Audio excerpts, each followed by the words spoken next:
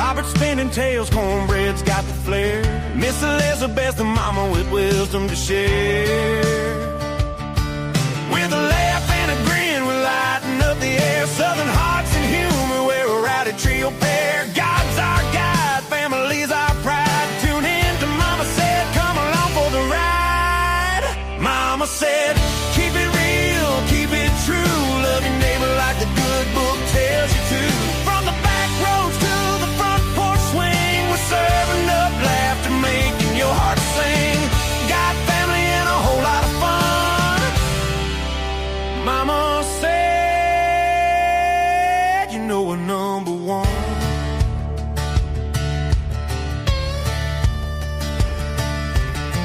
Cornbread's got a story about a fishing hole. Robert's cracking jokes that'll save your soul. Miss Elizabeth's got the sass, she's the queen of the show. With her southern wisdom, she's stealing the glow. We're talking life, love, and sweet iced tea. Respecting all folks, that's how it's gotta be. From the red clay hills to the Georgia pines, Mama said brings the good old times. Mama said, keep it real, keep it true. Love your neighbor like the good book tells you to. From the back roads to the front porch swing, we're serving up laughter, making your heart sing. Got family and a whole lot of fun. Mama said, you know we're number one.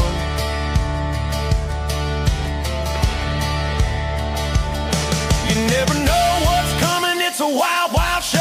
Might be preaching grace or dancing with a banjo. We're keeping it clean, keeping it light, praising the Lord and laughing all night. Mama said, keep it real, keep it true. Love your neighbor like the good book tells you to.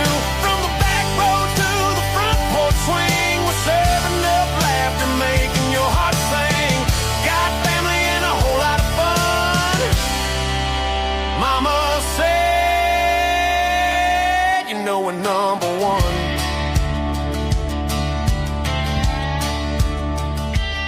So grab your sweet. Well, good Monday evening, everybody. I'm Hi, Rob. hi. That's Dave. That's Jenneth. That's Elizabeth hiding somewhere down there. She's hiding. No, I'm here, putting my hair in a ponytail. You I what? thought you fell out of a chair or something.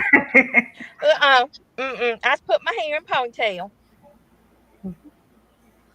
You know what they find under a pony's tail, don't you? A butt.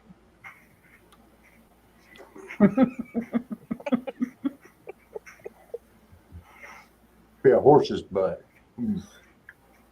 Good evening, ladies. How are you doing? I'm fabulous. How are you? I'm good, thank you. I like the ears again. I like that. I know I do A too. little flare. I like the. It looks good. I think I should get me some ears like that too. Five Below. Do what? They came from Five Below. Five Below. Have you ever been What to is that that, a store, store? Rob? Don't think so. Oh, it's fabulous. I love that little store. Yes. I bet it's cool as heck. Because It's five average. below. The temperature's average. Oh, thought it'd be cold. No. I've been to Be a good all of place to them go. there at my vacation spot because my wife makes me go in all of them. Here, I just let her and the boy do it. Oh, that's But hilarious. Five Below, I first went into Five Below in Sevierville. I didn't even know what it was. I was like, Five Below. You know, each one of them's got something different. I mean, you know, they're supposed to all be the same, but they're really not. It's like an Oh. upscale dollar store, right? I mean, it's like Kind of, but they got a little bit better. I mean, their candy Yeah. stuff is way It's a little- better. yeah. Which I'm not putting down a dollar store. I like to shop at them. I was there at the Dollar Tree today. I get snacks and stuff from the Dollar Tree. They're cheap enough, you know. But you got to watch. They've slid a few things in there that are more than the $1.25. I know. They got a $5 section now. Yep. Dude, Really? what? Yes. And if you ain't careful, they even got some things that's $10.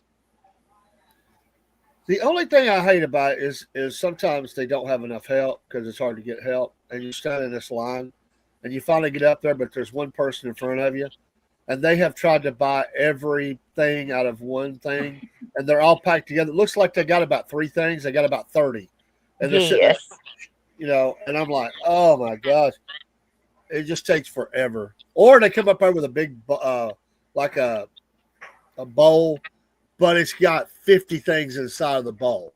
It's like, wow, we're gonna be here a while. I know. Hey, Barry. Well, I didn't How know are that, you Barry. today? It'd be good for some beans.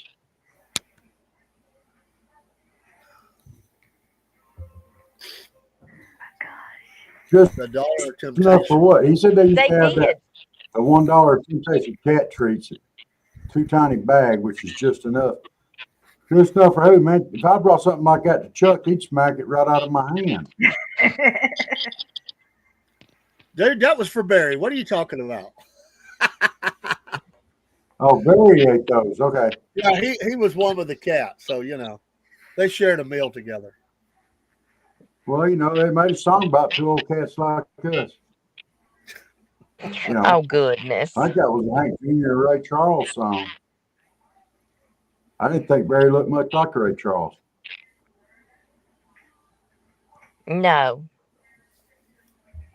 I don't think he does. Neither does Dave. So how does that fit? I don't understand. Just let Barry, it go, honey. don't Let eat it cat go. treats. Don't eat cat treats, Barry. It's not good for you. Just let it go, It'll man. make you grow hair.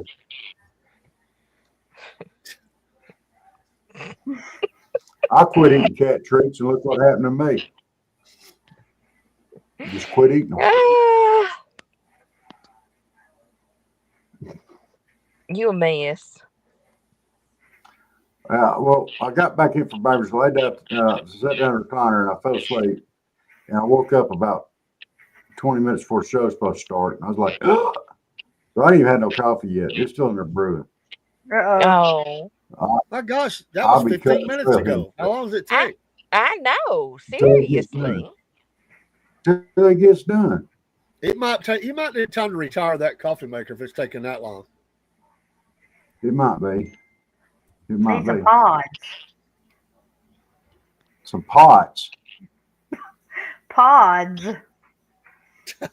What in Jen, the world he's do I probably- need pods for? He's Oh, he probably won't in there drink brewing those. a whole pot.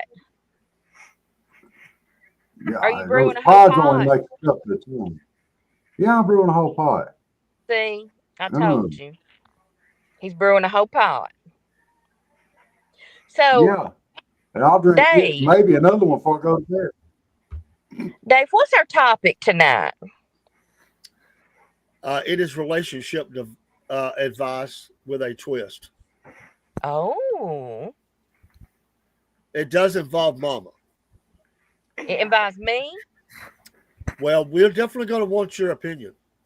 Oh, honey, you know you're going to get it.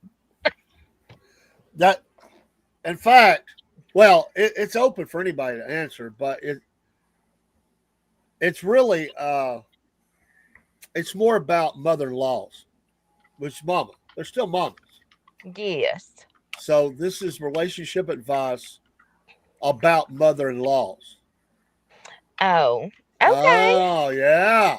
I had a fantastic mother-in-law, and in fact, we still talk. So we're going to see. Well, you can still have opinions, though. What would you do if we have scenarios? Okay. Mother-in-laws have. Mother-in-laws are great. I had a great mother-in-law. She's deceased now. But and I think that my wife has done a good job, but she was slammed a few times about some things. Yeah, I might could turn the phone over to my son-in-law. He might have some few choice words to say about me. Well, this is about scenarios, and anybody can have an opinion. So we'll just go through each one, and this is like a what was that? What was that thing in the paper, Dear Abby? Yes. This is like the Southern Frieds version of that, Dear Mama, or something. I love Dear Abby. Oh, wait a minute. I need to So answer Barry's question. Barry, we are still working on the internet situation. Um, I just got my phone paid off. I don't know if I told y'all that. So, still looking for a part-time job. So until I can find a part-time job, money is tight right now because I'm retired, living on a fixed income. So, we working on it. I promise you, I am. Um, I am. But right now, I'm good. I don't care to sit here at the barn. It don't bother me. If it don't bother y'all, it don't I bother like me. it. It's like the Southern Fried from the barn. I like that. it's like And here, the BARN internet. and That's here in a right. minute, Miss Jenneth cats are going to start doing circus acts and Olympic acts around her, behind Mm, her. You just never know what you're going yeah, to see. I love it. I know. I Wouldn't it be know. funny? Wouldn't it be funny if one of her cats, and Chuck both looked at the screen and saw each other? That would be That Chuck would funny. be wouldn't care. funny. Chuck wouldn't care. Chuck No. wouldn't care. He's like, yeah, look at me. I'm a fat Chuck movie star. Or you should have named me Orson Welles. Chuck's been fixed. He don't care. Yeah, mine wouldn't either. No, he ain't been fixed either. Oh, He's has he not? I broke. thought he had. He's broken. Ain't nothing gonna fix him. Oh, we did have his Well, little doodads.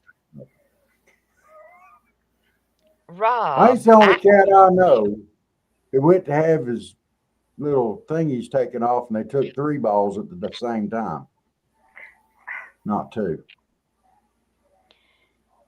Rob. go see if your coffee's ready. Oh, I gotta go find him anyway. He's probably hearing us in here talking about him, scared we're gonna take another drop, find another something to take off. Go see if your coffee's That's why ready, he's so man. fat. He's emotionally destroyed because I had him fixed. No, It because you is wouldn't let That's him why he's so not. fat. visit. It is not. He's It's just like because a you guy. feed him too much. I don't feed him too much. The other cat's skinnier than nothing, and he's huge. I can't help that. It's because he takes all her food. Well, she ought to bow up and jack slap him. Or Chuck slap him. Well, let's start on our first question. I'm gonna keep us on track tonight. All right. All right, I'm gonna try. These will be different ages, but you have moved out of the house. You're living independently. You're not living at home, which Okay. rules out a lot of people nowadays because they're living in the basement. It's But too you are, expensive to live on your own. I know. But your mama calls multiple Mhm. times a day to check in, asking about your meals, outfits, and even who you're dating. It feels smothering, like you're still a kid, and it's straining your budding romance because dates get interrupted by her quote unquote emergency text. Answer me, it's important. So, what advice do you give someone who has that problem? Can I chime in on this and go get my coffee? Go ahead. I'm gonna say this. I'm just gonna say this real quick. If your lovemaking skills are so poor that your mother sending you a text can stop the romance, you with the wrong person. And that's all I'm gonna say about that. Did I say in there that they were having sex? Mm-mm. No, You he said a said that it budding. was interrupting and affecting the love life, I said right? it was a No, budding he said a romance. budding romance. Okay, Never said okay. Well, I anything else. misunderstood. But either way, if your mama texting you is more important than the person in front of you, you doing something wrong. Uh, Now, mama could have emergencies, but my goodness, if it's a daily emergency, get her one of them buttons like I need to get that says, help, I've fallen and can't get up. I'll call you back here in a little while. Okay, so here's what I think. Here's what I would suggest as a friend to someone that would be in that situation, or even as to one of my great nieces or nephews, that if they was in that situation. But see, I wouldn't even. I would go to my niece or nephew if they are my one of my nieces, if they was doing that to my great niece or nephew. I would just say, you've got to put your foot down, and you've got to say, Mama, I love you and I appreciate your concern for me, but I'm an adult now.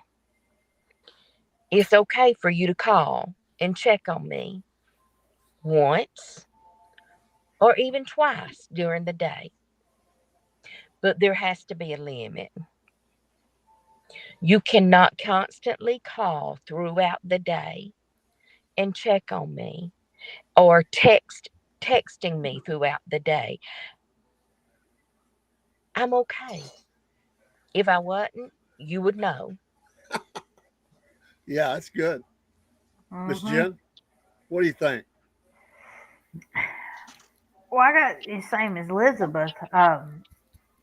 My mama, the short time that I was out of the house, my mama didn't do that. So I was probably the one calling home. Well, see, that was me. I call my mama all the time. I Yeah. call my mama and my daddy all the time.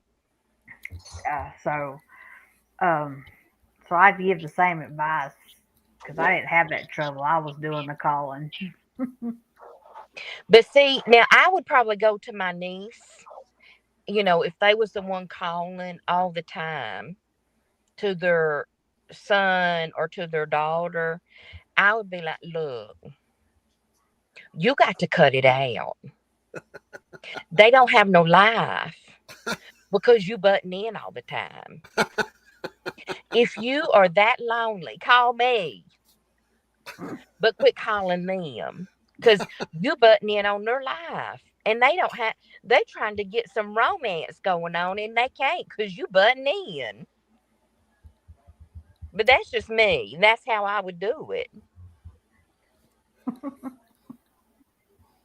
Rob, what would you do? He done To told what what? he would do. Well, he had the wrong scenario though. He just ignored, I guess. I He I just couldn't even make love because she was calling so much. Look, I think I would just reverse the role on her. Before she has the chance to call you, you be calling her and asking her the same questions. Mom, is that a guy's car up at your house? Who is that? Do you know him well? Who's his family? Did y'all go out to eat tonight? Did you remember to put your teeth in? Did he remember his teeth? You know, uh, did y'all share teeth? I mean, you got to get in there and ask these questions. Ask her the same questions she'd ask you, but before she has a chance to ask you. Oh It's my. important. What? What if she's still married to your daddy? I don't Oh, see how hold that's on. I'm in the pertinent. dark. I don't see Now, how that would be pertinent to this conversation. You ask them the same questions. Is that some guy's truck up there at your house? Who is it? Uh, do I know his family? oh my gosh. Okay, let's go on to the next one. all right. Heavens, I know heavens. this is another mama. This is called the critical comparison game. Mama constantly compares you to your perfect cousin. Better job, nicer partner, fitter body, but makes which makes you second guess your own relationship choices. Every family dinner turns into an unintentional roast, leaving you defensive and your partner feeling like an outsider. And there's the cat. Both of them. Yeah, both of them. Two of them. Yet I can't stand when people do that. Compare a child to somebody else in the family or compare a child to another sibling. Yeah. That's wrong of a parent to do that. It belittles their child Yeah. and makes them feel worthless and like crap. And at some point, the child has to grow a spine and say, well, if that cousin or that sibling is so much better than I am, then I'm checking out. And when you decide to treat me like you're proud of me, then you can come and apologize to me and go no contact with them, because that's almost what you have to completely do, Yeah. because it's just like I said, it's wrong. It's totally wrong. Yeah. The whole why can't you be more like Hmm. that's a bad Mm-hmm. way to go. Yes. But I know people that's happened to. Yes. You can never measure up. And if you bring a date around, Hmm. it's emotional wreck. It is because it's embarrassing, because you've brought somebody over to meet the family, and not only are they belittling you in front of your date, but it's been going on for so long, your self-esteem is probably crushed, and it's just, you probably feel this high, and then now that they're doing it in front of your date, it's just over with for you.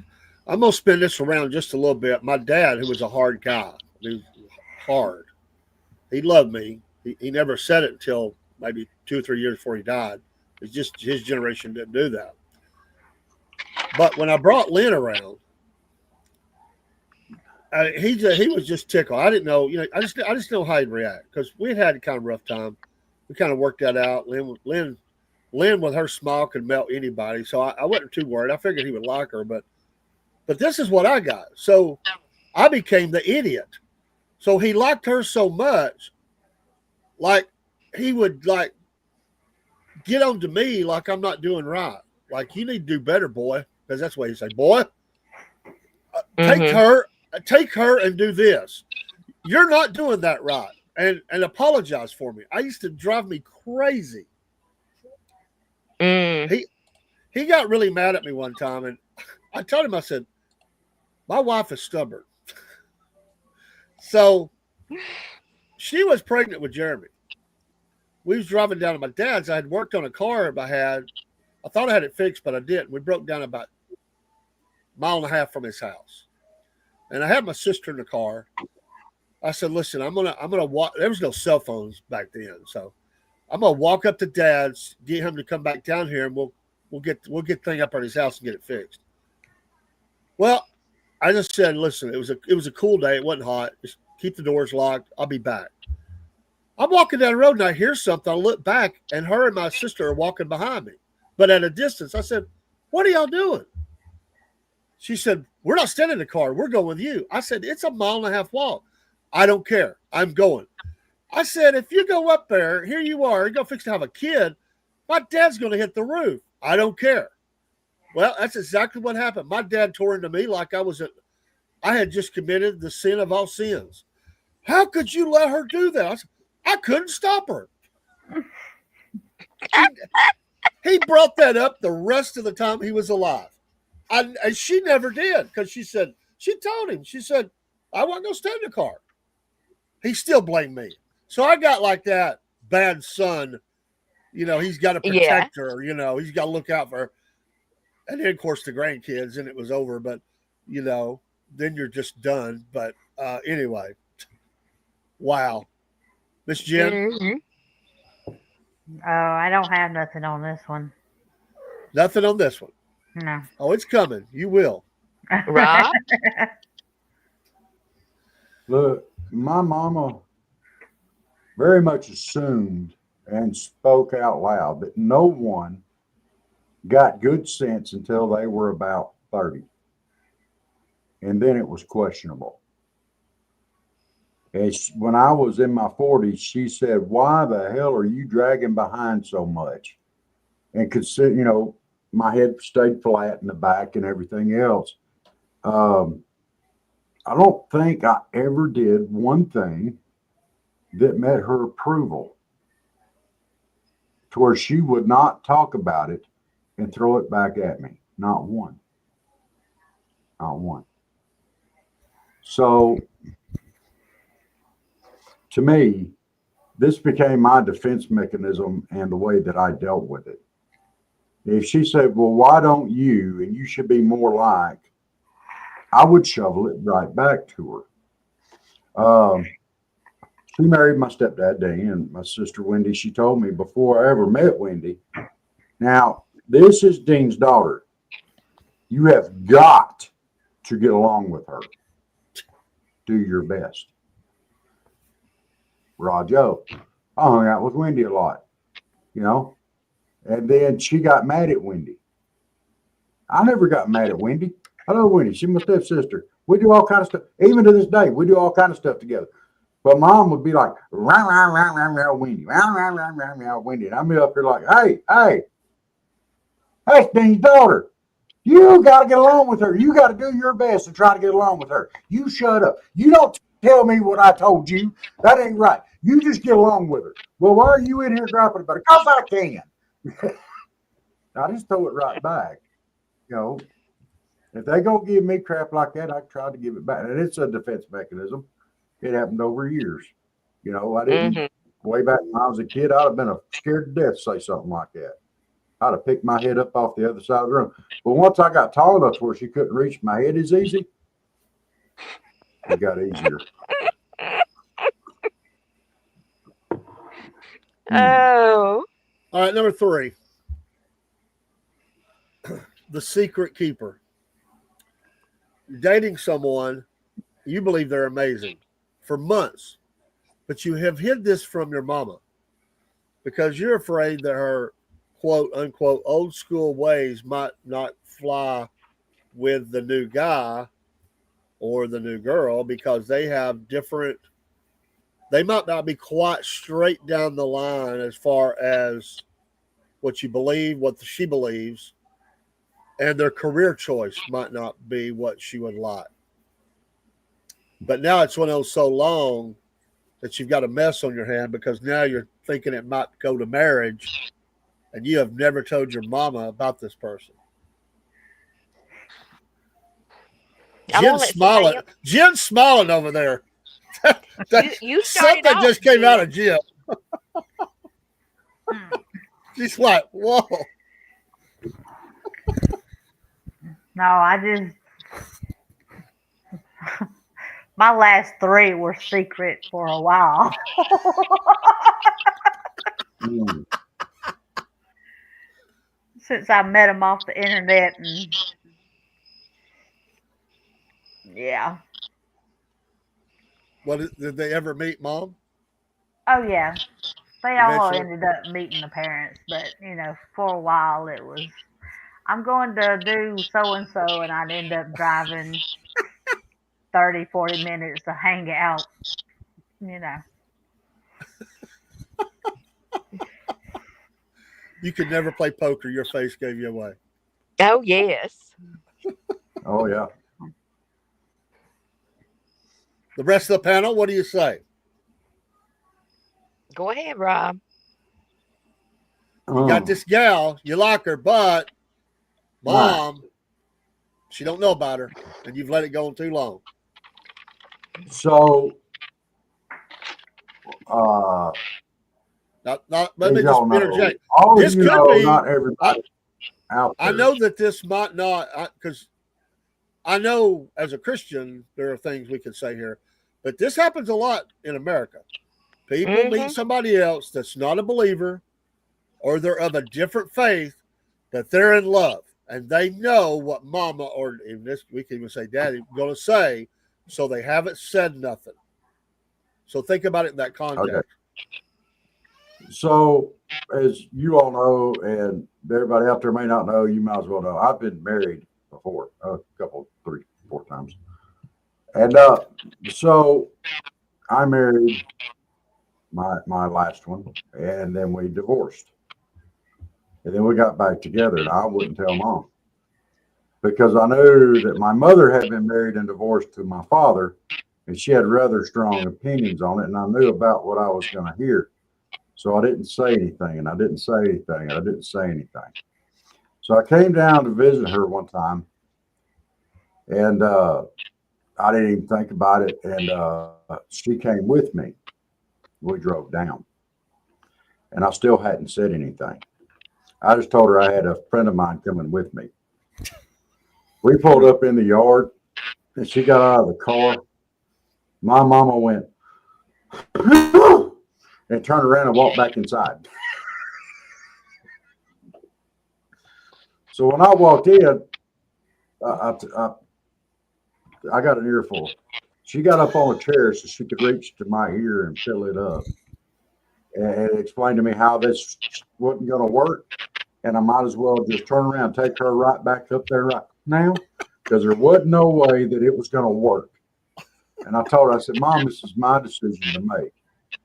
And she said, you're right. It's your effed up decision to make however you want to. So she let her come in the house. We spent the weekend. And Mm-hmm. yeah. So now she's gone again the second time. Of course, she outlasted mom, but that ain't saying much. And, you know, that was messed up. So, yeah, I kept that secret too long. But see, I'm in a different type relationship now with my, the young lady that I'm seeing now. I am a Christian. She is not. She doesn't follow another religion, but she is not a Christian. And I talked to, y'all remember Joe and Donna? We've had them on here. And I talked to them about it. And Joe put it the best way that I could think of to put it. He said, all good things come from God. He said, if it's not a good thing, there's no way that it came from God because God's things are perfect and good and right. He said, this is a point. If y'all have these feelings about each other, this is where gentle persuasion comes in. Don't try to ram it down their throat. Just make the suggestion. Will you come to church with me or this or that? You know, so that's the approach I've been taking. And I've not told the rest of my family that she's not a Christian. This happens a lot. I mean, it really does happen a lot. By the way, welcome y'all, the Donald Trump coin and Instagram. And Jack Sales, how you doing, buddy? I hope the insurance business is treating you well. God bless you and your family. It does happen a lot, and there's been a lot of movies, a lot of TV shows that have did episodes around this scenario and humans will avoid a lot of times because they know what's going to be said. So we tend to go the path of least resistance and we don't want to say nothing.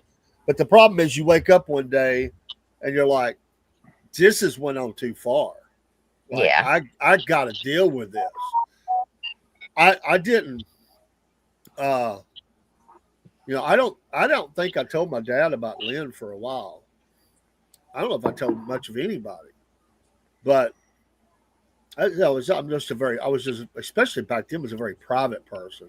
And me and my dad had some, the divorce and all, we'd had some problems, but I finally had to have that day where we got to go meet Dad. We got to do it. And of course, I think I sent her in first, through the door, like, yeah, go on in, say, hey. Dad's looking, Okay. Miss Elizabeth, do you have anything on this one? you know, biblically speaking, there is a lot of things that can be brought up. I won't go there. Um, but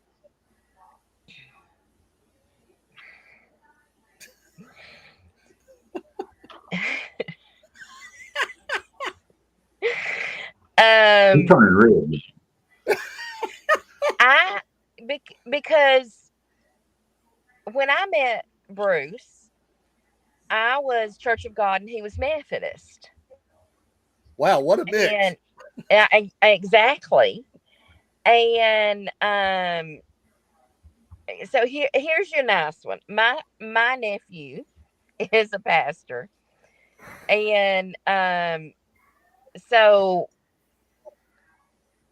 I have been Church of God, I have been Methodist, I have been Baptist.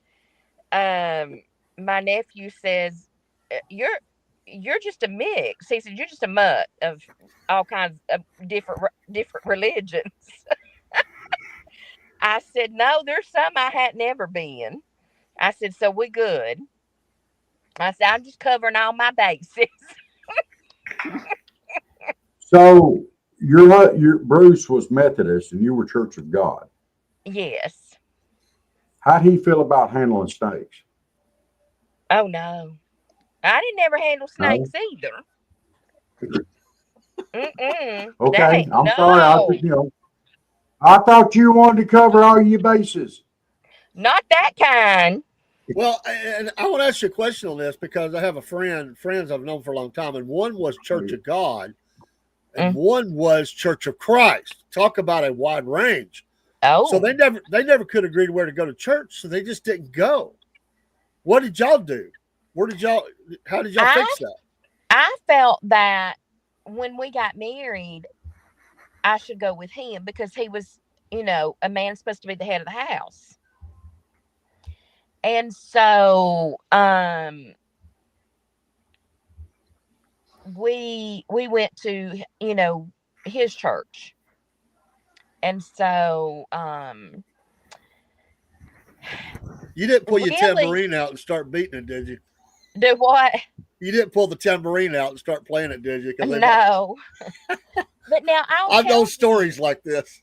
But now I'll tell you, there's really not, because even my dad, because we would have certain services that I would invite my parents to, and Yeah, that they would come, and there really wasn't a huge difference between the churches. And like I would help teach our sixth grade students with our pastor's wife, and we would go to around to different churches because we would teach all the sixth grade students about different religions. We taught about Judaism. We taught about we didn't teach about Hindu or anything like that, but like we would teach about Church of God, Baptist. We would go to a Jewish Different church denomination. or Jewish synagogue, and we would do a service with all of them. And you would know, if you didn't know better, there's really not lots of huge differences between each religion. And so even my dad as a pastor said, there's some aspects of which the church that we went to is not Methodist anymore, because the Methodist had a big breaking off of from each other because of uh, the of certain issues. But anyway, um back to the point that I was getting at is because Bruce did not feel right about going to church in the very beginning because we lived together. And he said that's not right. We should not go to church yet because we are living together. So we did not. I, on the other hand, started having I felt like we should. I know that was a sin because we were living together. However, church is church. You it was a sin, but you could still believe in Christ, um and ask for forgiveness. We did not live together very long before we got married. And it was hard in the beginning because we had those the two religions, two different religions. There was some things that he didn't believe in that I believed in. And he thought it was okay to drink. I was brought up that you didn't drink. If you were a Christian, you didn't drink alcohol. And you know, for a long time, he would, when I would go to the grocery store, he would say, buy me a beer, buy my beer for me. And I just got to the point where I would say, no, you want beer, you go buy it. Because the Lord convicted me saying, don't do that. And so Yeah. that's one aspect. And so I think it is important not to have those relationships from your parents. Um, because your parents help guide you.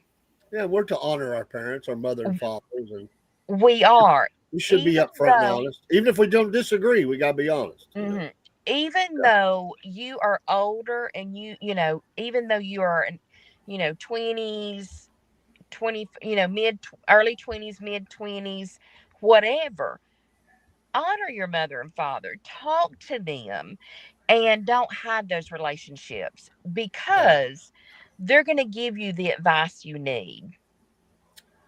And you're gonna hurt feelings if you let it go on too long anyway, because Yes. then you may deal with something for a lot longer than just going and saying it. Yes. On the religious aspect of it, I've got some pretty out there views on it, I guess, because I am a Christian, but I'm also, veteran. But if we get into the religious aspect of it, Mhm. Grumpy, my ex, she was a completely, totally different denomination than I was. I was a Mhm. Baptist. She was in a cult. Uh, and I'm sorry to call it that, but that's what it is. Uh, and I'm not going to call the name of it, Yeah. but she was very much insistent that we go to her church, and she wasn't going to my church because if she ever did go to Mhm. my church, it was ring, ring, ring, ring, ring the whole time. Fine. So I went Yeah. to her church, and they were out there enough to where they tried to say that my church and my views were wrong because, like they said, one of the people there, it was the pastor's wife, said, well, I heard that the Baptists don't believe that way. They believe they just ask for forgiveness, so it don't matter if they sin or not. They don't think it matters if they sin. And I corrected that Yeah. right there on the Yeah, I've spot. I never said, heard anybody say that ever, yeah, I have ever. at that church. No, I mean, At no, their I mean, church. I've never Well, heard a Baptist say I can do whatever I want. I've never heard Yeah. no, that ever. I hadn't either up until that Hey, point. Dean And I told Potts. her, I said, look, speaking is one of those Baptists that you say feel like they can just sin all they want to and it doesn't matter. I'm going to say you're wrong on that. You might want to back up 10 and punt, find out some information on Yeah. it. And so she humped and turned around and walked away. A little bit later, the pastor came up to me because he knew I was a Baptist. And he kind of got by the arm, we kind of led off there. He said, she wasn't talking about you. I said, yeah, she was. I Mhm. said, I'm a Baptist. I said, I come here and I respect what you think. Even if I don't agree with it, ain't none of my business. This is America. Y'all can believe what you want to. If you want to go out there and say, if you want to say what day you go to church on, what's going to get you to heaven, which is what y'all believe, then more power to you.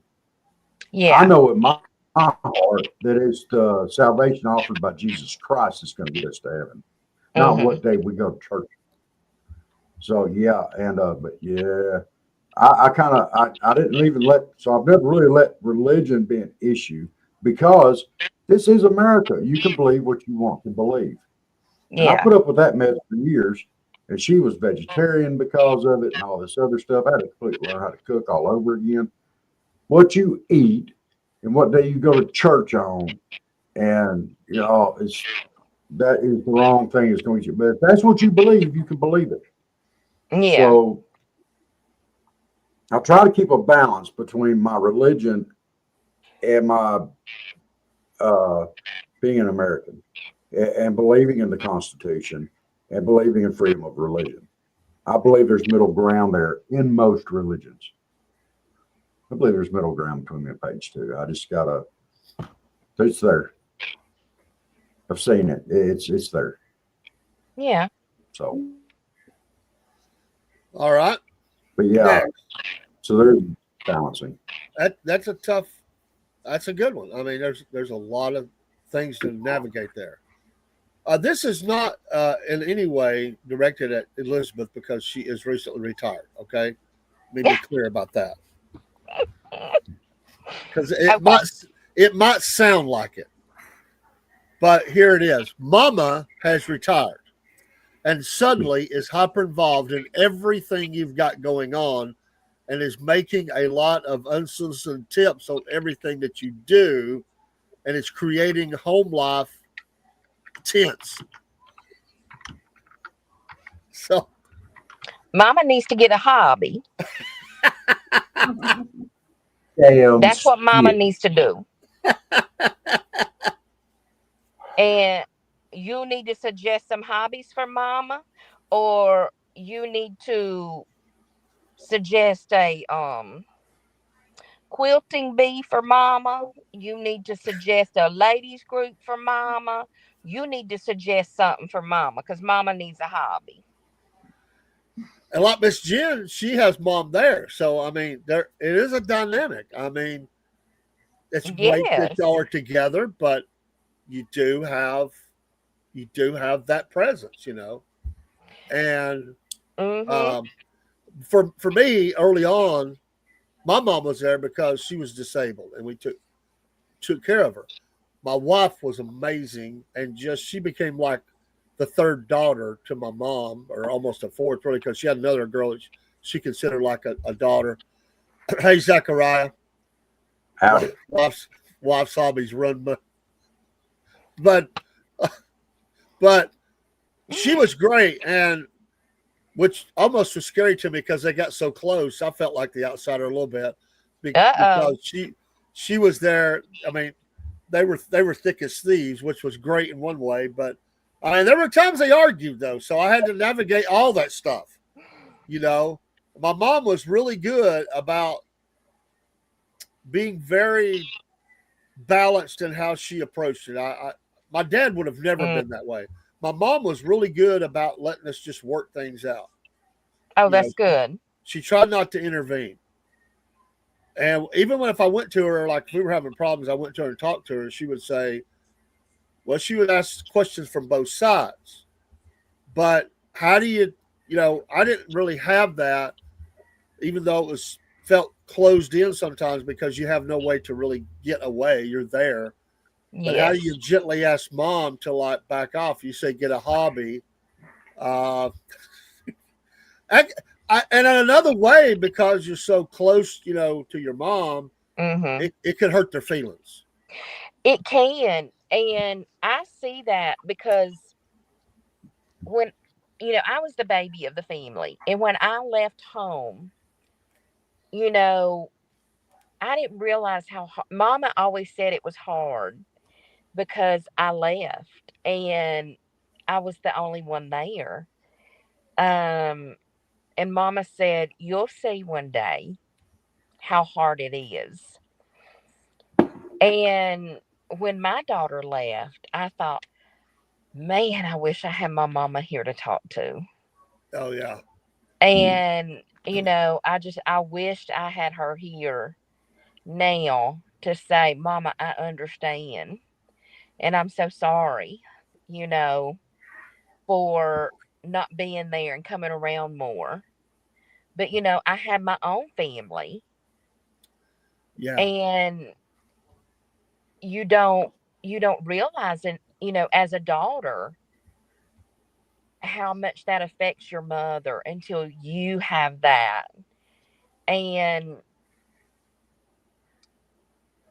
you know being here on the farm and being this close to Sarah and Trent is kind of a double-edged sword for me, because I have to not remind myself, don't go up there every day, Yeah. because they still have to have their life and I still have to have my life. And because it would be so easy for me to just walk on up there every day. Well, it'd be like the Waltons. I mean, mom, Mhm. dad, all the kids, Mhm. grandpa, grandma, and the dog. They're all there Yeah. together. That got tense. And even in that show, the Mhm. mama and grandma got into it many times about who was getting onto the kids. She Mhm. would say, I am their mother. Yeah. I will handle the discipline here. Yeah. Those can be tough things. And I tell Sarah, um, I try my best to always not spank the kids, because I don't feel like that's my place. I feel like it's their place. If they need to be spanked or anything like that, that's their place. It's their mom or their dad. If they need discipline, as far as just a talking to or something like that, I will talk to them, but I won't spank them, because I feel like that's their mom or dad's job. Miss Jen, how do you handle that? I mean, if you were dating, um, how do you navigate that? It's got to be you love your mom, but you know you're trying to work on because the other person may not feel well. Can we just go out together? I mean, Mhm. but at times you probably have mom there. I mean, I've been there. I know what it's like. I know what it feels like. I haven't done nothing, what, 5, 6 years? I mean, Daddy passed away in 2016, and Lefty was Good still night, around. Mary. Lefty was still around, um, probably for another year and a half, and then it was just me and Mom. So I haven't done nothing since then. No dates, no got nothing, because he killed all that. It done me in, Uh, and so, that's but tough. so I mean, I just go out with a couple of friends, usually for lunch, and then after that, I'm right here at the house. Yeah, So there's a lot to navigate life. It really is. Um, and some people get some ladies, some females get really jealous of the mom if the son is close to their mom, which a lot of them are. Mhm. And it can be really easy to get as the guy, you're kind of caught in the you are caught in the middle and you're trying Mhm. to navigate that. And one of the things that happens a lot of times in the argument stage is you get that thrown up. You're just a mama's boy. Ooh, Mm. that's a tough one. That Yeah. makes the guy I mad. tell you, It makes mama real mad when she finds out about it. I tell you, one of the funniest ones that I ever heard was from my stepdad, Dean, and I love him to death. And we were arguing and bickering about something.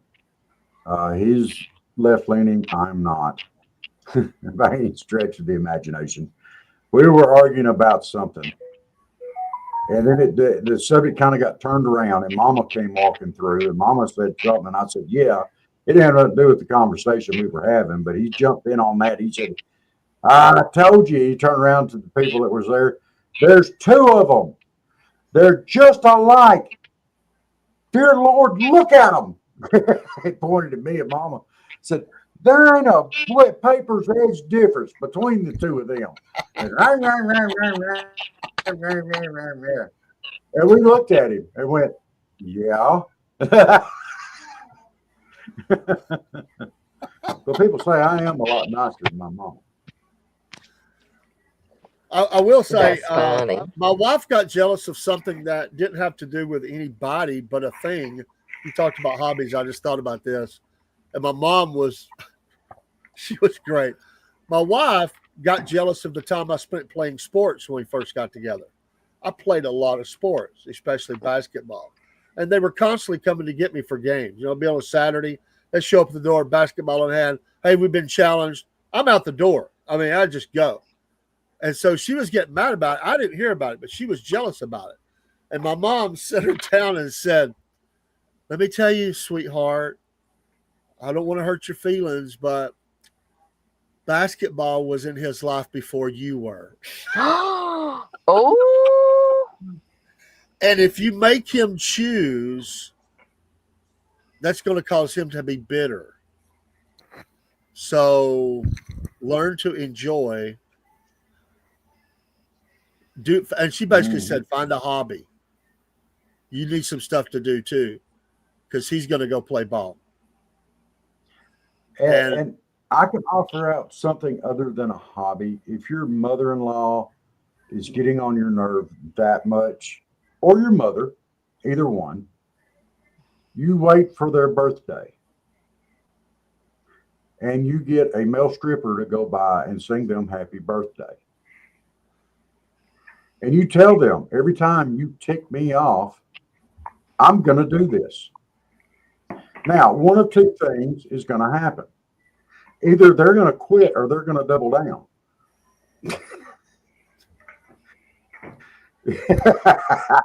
Either way, you are golden. I'm sitting here trying to think of what they would call Robert's name if he was the marriage advice counselor for the paper. It sure wouldn't be Dear Rob. It would be Dear Darth Vader or something. I mean, it would be. That would work. Are y'all going to sit there and tell me that wouldn't work? Either they would get so embarrassed that they would quit, or they'd be like, oh, my child loves me. And keep doing it even more. Moving on. Here's a good one for you. Your relationship hits a rough patch. Arguments, doubts. Is this the right person? So instinctively, you turn to mama for solace. But mama, who is fiercely protective of you, her advice is dump him. I'd just dump her. I'd just dump him. Get rid of him today. I've heard this one too. Not from mine, but I know this has happened because I've heard it. Yeah. I'd get rid of that one today. Can I dial the number for you? I'd just dump him right now and we'll go watch a movie. Have you heard that? I've heard people's moms that told them, dump that sorry blank, blank, blank right now. I've heard it. Yeah. I'm going to let somebody else start us up on that one. I'll come in on the end. Uh-oh. She's got a wagon load. Rob? Well, way back, this wasn't mama, this was daddy. But way back, when you and I first met, I was married to a young lady. And she was very happy to let me continue to go to work. And I don't know if you knew it or not at the time, but when I first started at that place we both worked at, I was working another full-time job cutting meat at the same time. So I was working whatever we worked there plus a full-time job. And couldn't make ends meet, trying. No help from that side. Didn't bother to lift a finger as far as cleaning the house. Sat on the couch all day watching TV, complaining about how hard she had it. House nasty. Come in, there wouldn't be nothing to eat, nothing. You know, I'd ask her, what's for supper, whatever you fix. Stuff like that. Ooh. All right. And I think I got a hair in my nose. I love it. But then my dad came up to me one day. He said, "What are you trying to prove?" I said, "What do you mean?" He said, "What are you trying to prove? Are you trying to prove it's just how much crap you're going to take from somebody before you kick their ass to the curb?" He said, "I've watched you do this for 9 months. 9 months now." He said, "You need to put your foot down." He said, "Or kick her butt to the curb. One of the two. It needs to happen." So I put my big boy pants on and I went home. I told her, I said, "Your butt needs to get a job. I'm tired of you sitting around here not doing nothing. Let me go out and work 2 full-time jobs while you're sitting here on your keister, not even picking up a finger to do nothing." I said, "You need to get a job." So she did. And then slept with her boss. And that wound that up. By the way, James is in the She chat. was He's not supposed to happy be in that I the made a good show. job. James, you Huh? have an invite. James says you should call your spot Dear El Camino. Yeah. James, you have an invite in your email. You want to come up and talk in this Dear mess? Come on up. Camino. Dear El Camino. I like it. But No. If I do, That's it tough. ain't gonna be no El Camino. But what do you do? I mean, Dad was right. I didn't know she was what she was. I mean, she's one of them crazy PKs. You got to watch that. Sometimes when you get deep into something, it's hard to pull the plug. You just you get used to. It's the normal. It's the norm. You just ride with it. You just keep riding with it. Miss Jen, what do you got on this one? Do you tell Mom, "Oh, I think there's still some redeeming qualities there. I think we can work it out," or do you take Mom's advice and just dump them?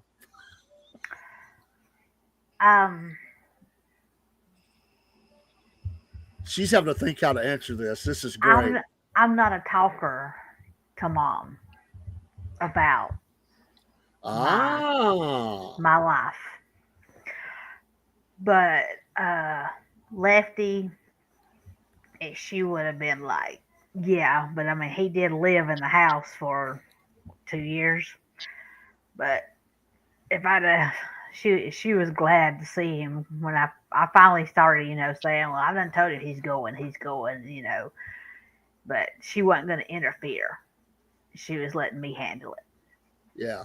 And she would have been glad to see Roger go too when I finally dumped him, because he's awful. But she didn't involve herself, but around the corner she was going, yes. Yeah, probably so. Way to go, daughter. Way to go. Yeah. Yeah. Elizabeth's been holding back over here. She's about ready to bust. What you got? I think it's hard, like when you're in a relationship and when you start bringing other people in. Oh yeah. You need to be honest and open with your partner and not let things fester. And the sooner, if you start having issues, the sooner you start talking about them, the better off your relationship is. And when you start, when you start bringing other people in, they're going to tell you all the negative things that they see about that person, because they may not like that person and they may not see the good things about that person. Yeah. But they're not going to tell you the negative about you because they're on your side. Yeah. Mm-hmm. especially if it's a parent. So I think it's important for you to be open and honest with your partner and to address things as they happen and not let them fester. And like my daddy always said, don't go to bed angry. Yeah. Let, we kind of touched on this just a little bit. Well, let's blow it wide open. Let's say you are with someone of a different culture. We're not talking about just two different styles of church or not going to Hmm. church or believe a different culture. And to the point that you or whoever has changed, you won't eat certain foods anymore. Your holiday celebrations are now very modified. You may have even taken on new holiday celebrations to match your new person in your life or however long they've been there. And family get togethers feel like battlegrounds because they feel like they got to fix you and the new person. How do you handle that? That is very simple to handle. And I can offer some really good advice. And it's going to sound very coarse, but it's very good advice down deep. You look them dead in the eye and you say, hey, just because you leave behind big footprints when you walk through the room and you smell like ape crap, that don't make you Tarzan. Now, that sounds very coarse, and not many people could say that. I could, but not many other people could get away with saying that to family members. But it is a way to remind people that they're not 10 feet tall and bulletproof. And they ain't got no right to tell you how or dictate to you how you should live your life. They could call you out on it, okay? But they better be ready to back it up. Uh, Parents have an obligation to their children if they're doing wrong to point it out, okay? And children have an obligation to honor their parents and listen to it. But if this is something that keeps going on over and over and over again, especially over the same topics, at some point in time, you have to set a boundary. You have to put a foot down. And boundaries are important in any relationship. Any relationship, be it with a friend, be it with a family member, be it with a son or daughter. Sometimes boundaries have to be put in place. And that is you can find other ways to word that, I'm sure, that are a lot nicer than the way I put it, but it's a good way of starting to establish a boundary. Ladies. And we're Go going to have ahead. a round two of this because I'm going to dive in a little deeper in just a second. I'm on the Go ahead, initial Jen. round, but we're going to dive a little deeper here. It's going to get a little tougher. I have nothing on this. Jen says nothing on this. Well, you will though in a minute because I want to Okay. hear what it would be like if you feel comfortable. Not that you would do this, but Miss Elizabeth. If you marry somebody from a different culture, a different nationality, first of all, I don't believe you should. The Bible says you shouldn't. And if you stay with what the Bible says, um, then you shouldn't. And then you won't have those issues. Truth, but what if your daughter or son comes home and they've already done this? How do you navigate that? Or how does that child, how would you navigate to your mom or if it was you, just if you did it? Not that you would, but if. This happens every day in America. It does. Mm-hmm. Um, They met somehow, somewhere, fell in love. Next thing you know, they're married and they're going to see the families on both sides who don't know anything. Matter of fact, they went to Vegas and got married because they didn't want an argument with their family on both sides. So first of all, you I'd probably just beat them. I'd probably beat them both to death. Uh,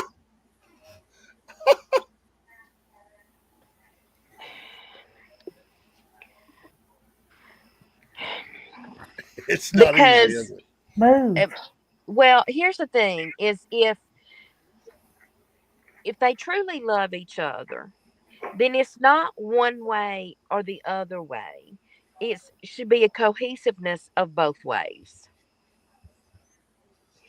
And you can't say, one person can't say, well, you got to do it all my way.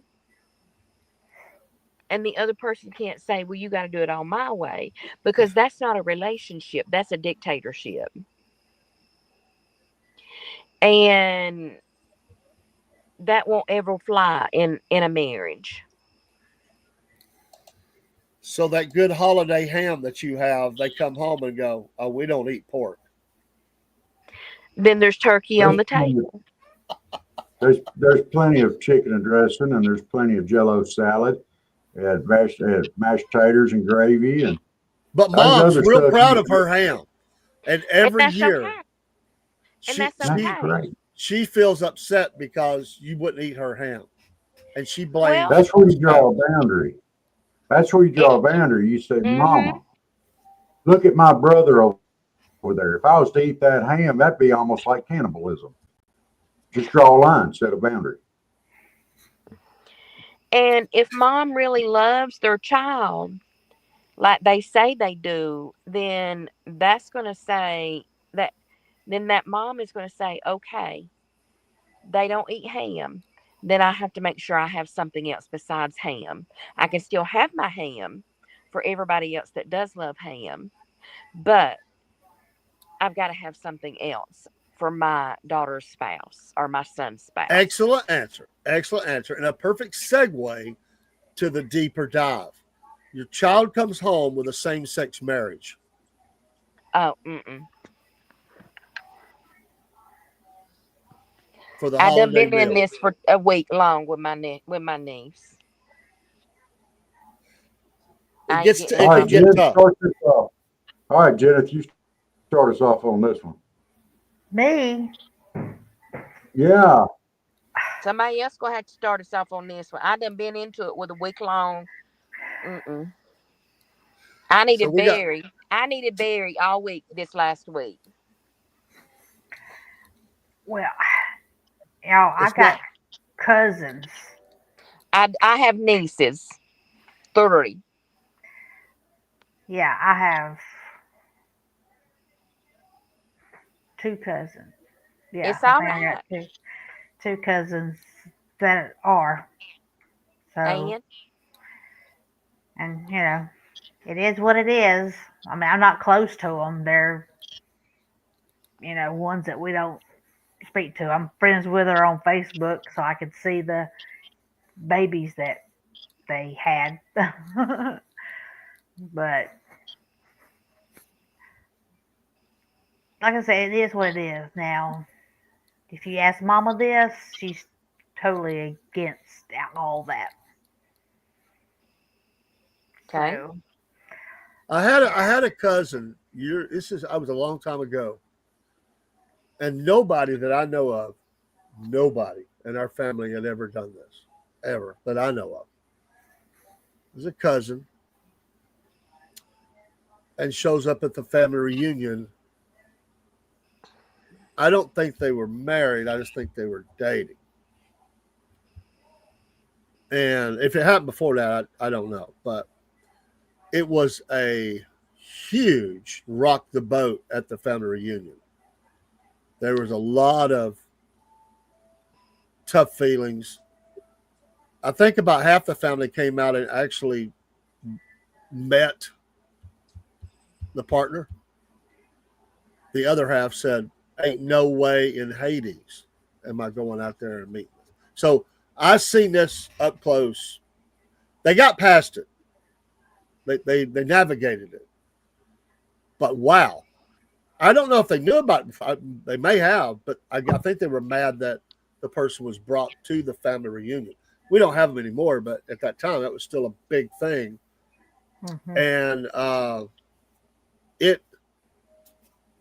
I'm just saying this is all about relationship advice, and the point would be how do you negotiate? How do you talk to your what do you say to your parents? I mean, this is a tough one.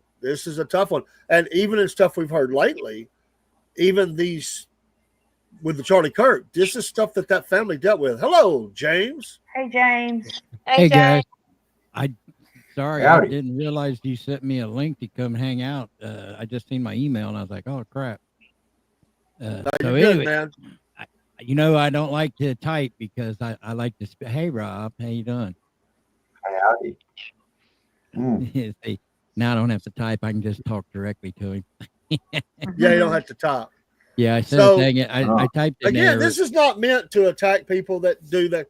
The point of the whole thing was it could be, I mean, this is intended to look at mamas or mother-in-laws or whatever, mamas usually, I guess. But family's not going to be happy. And what advice do you give someone? And it may be even hard for this group to give that advice because they would be so set against that they would say no. I can speak on this one a little bit. All right. My youngest one is identifies as a man. Okay, and so I have to live with that. But on the flip side of that, she's got a boyfriend. So I really wonder if this is something I even, number one, need to worry about. And number two, is no matter what she believes, she is still my daughter.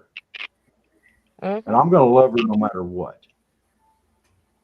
And if that means that she feels like she's a man and got a boyfriend, that's fine. I can handle that. I've met them both. I don't, there's nothing there for me to get into, I don't think. I'm a firm believer that a lot of the stuff that goes on in this world gets blown out of proportion. And some of the stuff I absolutely don't agree with. But, when it's your own child, you kind of have to back up 10 and look at it and say, this is my child. I still love my child. No matter what my child believes, I still love her. Mm-hmm. But then again, you look at it and, okay, she thinks she's a boy. She wants to be a boy, but she's got a boyfriend. What is this something I really even need to worry about? So, I'm kind of at that point, and it takes some understanding and some thought and sit back and look at it and try to understand. But the fact of the matter is, there's a lot of stuff that goes on that side that you're never going to understand. You either accept the person for who they are or you do not. And if it's your child, more than likely you're going to find a way to accept them. Well, There you go. like I told my niece, I said, I love you, and I am proud of you for what you've accomplished in your life. But I don't, I don't approve of your lifestyle, and what you choose to do, as far as that goes. I said, but that doesn't change my love for you as my niece. Right. And Rob, can I ask you a question here in a second? Go ahead. I'm sorry. it's Yeah. okay. All right. And,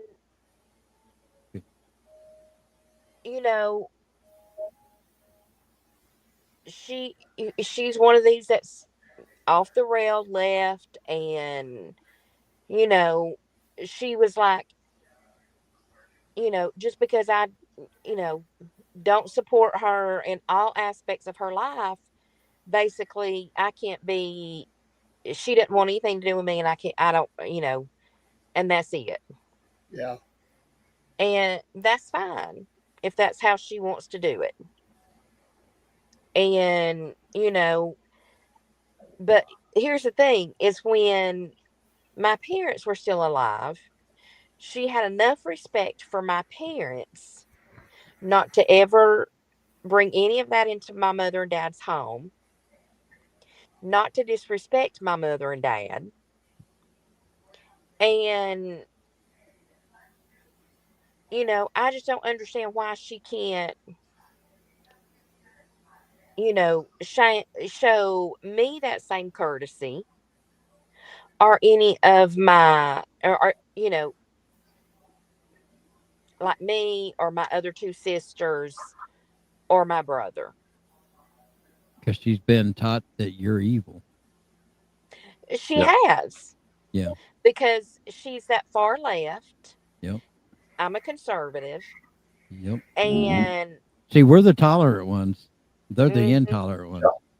yeah. Now, Rob, what I was going to ask you is, I guess it's hard to have. These are hard conversations to have, especially when it's Oh your yeah. personal, it's your child, and you are exactly 100% right. You love your child. It is what it is.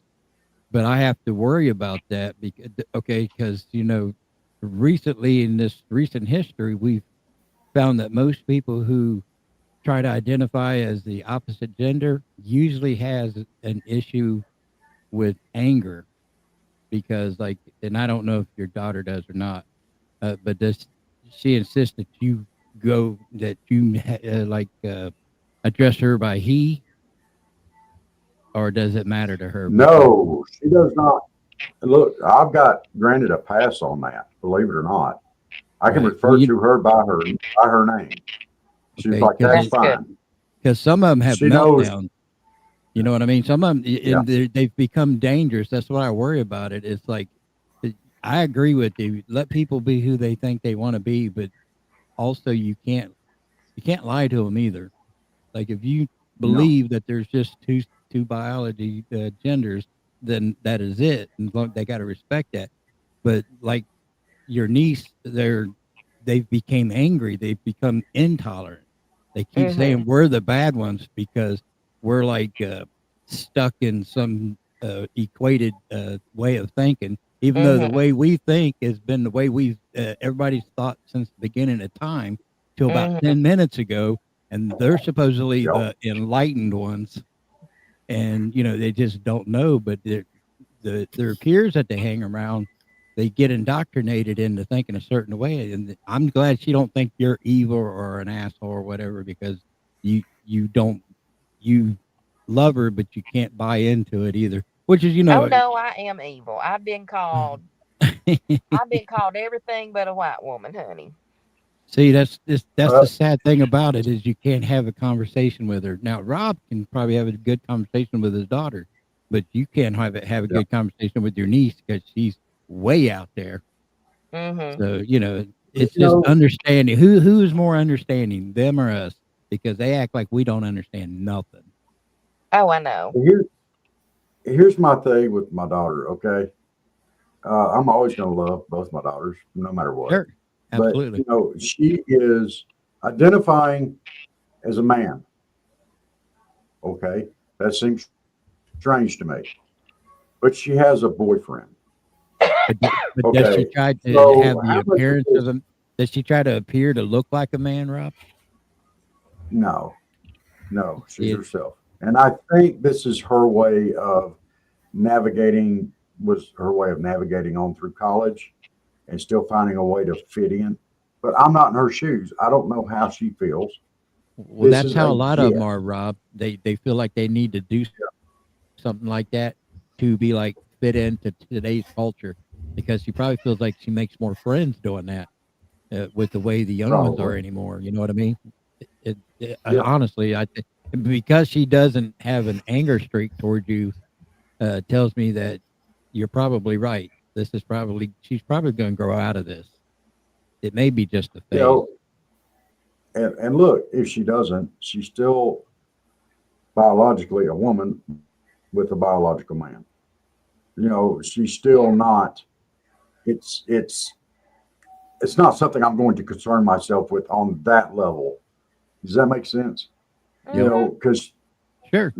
it's still biology plays a role. Yeah, there's something up there that may be off a little bit, but there's still biology that plays a role in that, and it's just something. Yeah, I could, be the hardcore father, but you pick and choose your fights. Is this a fight? And I really think it's her way of navigating through that situation more than Yeah. anything. So Yeah, your child's your child, son. I mean, it just is what it is. Yeah, Even if absolutely. it's like my mom. I have a brother that's a hardcore criminal when we were younger, and and it used to make me mad because it don't matter what he did, she'd like put money on his books when he's locked up, and just to let him live there because he can't get a job when he gets out of prison, back and forth, back and forth. And I never did understand that. I do now, but I didn't when I was growing up. I was just like, Mm-hmm. well, why would you do that? He's done all these bad things. He stole off of her, you know what I mean? And she just kept letting him back in the house. At the time, I called her enabler, but she just loved him. Just But that 'cause was her son. that's what I mean. It's just exactly what it is. No matter Mhm. what he did, that's still her son. So Yep. I get it. Absolutely. I do All right, too. let's switch gears a little bit. Okay. Relationship advice. Let's switch gears. Mom's health. Mom's health has went down. She's not on the deathbed, but she thinks she's running out of time. So she puts pressure on you to close the deal and get married with the one you're dating, but you're not sure if that's the one. What kind of conversations you having with your mom? Oh, that's an easy one for me. I was gonna say, Mama, I ain't love you. doing it. Mama, I love you. But you're gonna mind your business on this because this is my deal, not yours. And I love you, and I know you love me, and I know you got my best interest at heart. But this ain't none of your business. And then she says, but son, I may not be living much longer. I want to see you I'm married sorry. before I go. I'm sorry. You've seen me married before, Mama. It's not that big of a deal. It's happened before. Well, you would think that she would just want you happy, and if you say you're Mm. not sure, uh, seems like she would accept that. I mean, my mom would have, so, but I didn't have a stubborn mother when it come to stuff like that. My mom just wanted us to be with somebody we wanted to be with. You know what I mean? So I don't know. Yeah. I don't think I'd ever have that kind of conversation with my mom. But if I did, I'd be like, Robbie, hey, hold on now. You about to leave this world, and you want me to spend years and years and years with somebody I may not like later. I'm gonna be So, I stuck. mean, I'm be gonna be thinking about me stuck for a with little you. bit, Mom. Think about me. Yeah. I'm gonna be stuck here with this while you gone. Come on. Exactly. Like, damn. 5 years from now, I I'll wake be up next back. to him and I think, God, I should have stood up to my mom. And I hear the phone ringing in heaven. Ringy dingy, ringy dingy, ringy dingy. Mom! What? Can we trade places? She'll tell you, no son, watching you with her has amused me for years now. Thank you. So let's. Oh, Anybody got anything else on this? You just got to tell mom, hey, it's my life, and Got to because get a moms, woman, I've seen moms do this. get a woman's perspective here. Play on emotions. Come on now, but My mom let's won't take. do that. So, See what I do that, but mm-mm. let's my let's mother take it would. because several of you here, or maybe all of it, I don't know, have exes, and I have seen this a lot. Your mama I ain't even loved going there. your ex and thought that was the perfect one for you, and continues to measure everybody that you bring around against the one that she loved. Mine I wouldn't have. Now my mom loved my ex until one day she walked into the house. I was over there visiting my mom. We were split up for a while now, and started going off on me and just mother effing me to death and this, that, and the other for no reason. I mean, we had a hard split up. And then she looked over and told my mom I was the reason why I left her is because I turned gay. Oh, Oh yeah. So my mom, I seen the look on her face. It just changed. You know what I mean? It just like changed. And she said, and her name was Lois. She said, I love you to death, but I know better. I know my son. And since you come in here and talking this foul shit about my son, you leave my home and don't ever come back here again. And it was ever after that. So it was hilarious, though. It wasn't hilarious at the time because I was shocked when she said that. I was like, what? Now, a lot of people have the exes over for family events because they feel like they're still part of the family, which can be dicey. Not at my mom's house. No. Like I said, I've they seen were this a good lot. until that day. After that day, never had to deal with it again. they wouldn't have been over to my parents' house either. Never. None of my I sister's haven't. exes or anything would have ever been allowed at my mom and daddy's house. I have invited some of my exes to family events. You could tell how much I dislike them on if I invited them. If we broke up and I invited them to a family event, it's because I was trying to amuse myself. Because once Sounds they hit the door, it's a show, and I'm going to sit back and watch and laugh my butt off because my mom would find a way to get under their skin, or my uncle would find a way to get under their skin, or my aunt would find a way to get under their skin, or my grandmother at the time, or my grandfather at the time. They would find a way to really hack somebody off, and they were experts at it. Experts. Why do you think I don't get offended? I grew up my whole life dealing with this group of experts ticking people off. I don't get offended, but man, they could plumb offend somebody in a heartbeat. And it's fun to sit back and watch the little snide comments that seem to be not talking about them at all fly past them. And then about 2 sentences later, it comes around and smacks them upside the head.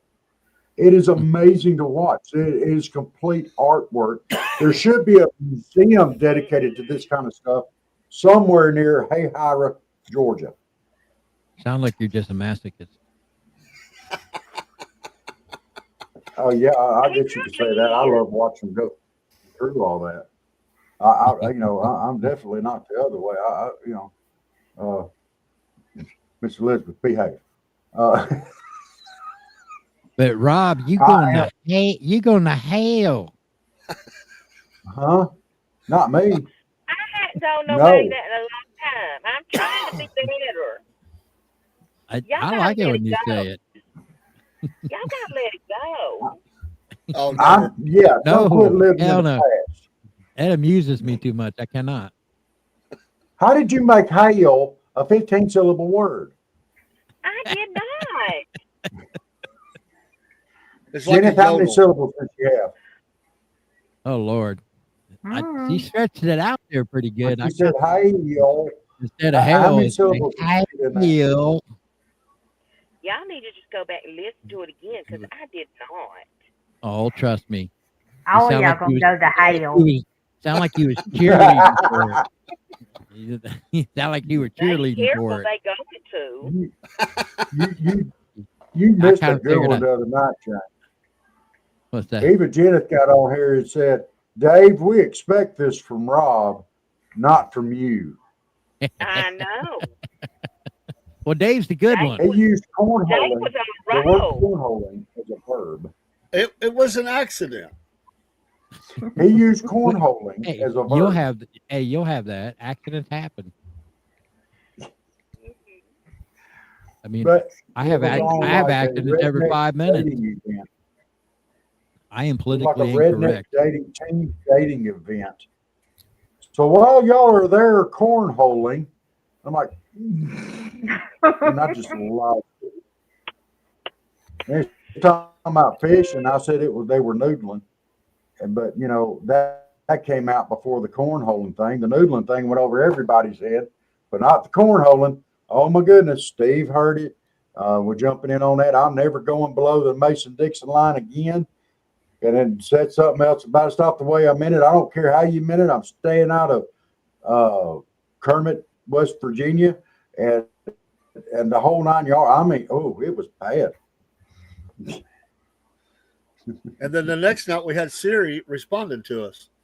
I know. Out of the blue. Yes, Siri does not lie. You had the Chinese. You had a Chinese talking to you. She did. Well, I guess She sounded American, but it's probably a spy. Well, that's what they say. Oh, Dava. That thing stays on. That thing stays on and records everything. I know. All right, next scenario. You marry someone, but you move far away. And mama is constantly on you that you need to move back closer to home because she's lonely without you. Rob's already got his head down. I think something's going on here. So she's constantly going, well, why don't you, every time you have trouble, well, why don't you just move back home? I couldn't move far away from I moved 2.5 hours away, and it about killed me. Mm-mm. I think Jen's smiling too because I know she moved once. Are we still back? Are we back? Yeah, we never left. We never left. Hey, where you been, James? I have a. Well, the whole thing went blank. Oh wow! I we're have here. a perspective on that scenario. All right, I want to hear them all because I think this is a scenario. good one.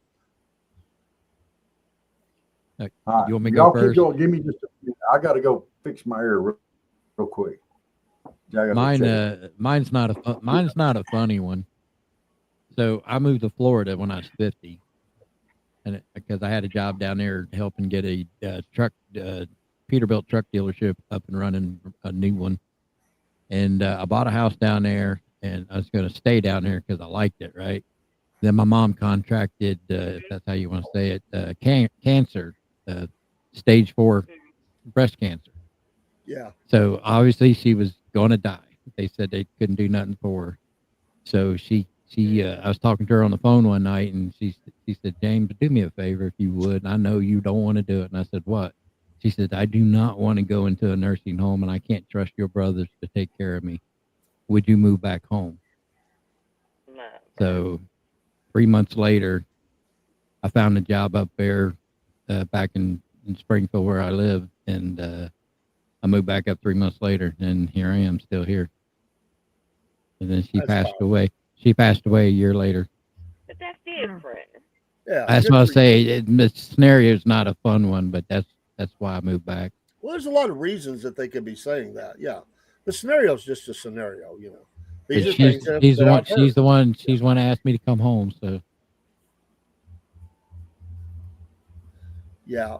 Sometimes kids go off. They're young or whatever. They go off. They're chasing their dreams. They go off to another state or 5 states away or whatever. Sometimes things don't work out. Sometimes, and it's hard to admit, we've made a mistake. Mm-hmm. This did not work. We're broke. We're in trouble here. Dave, I was 50. I was thinking of my retirement goals, right? Okay, so I got a job in Florida.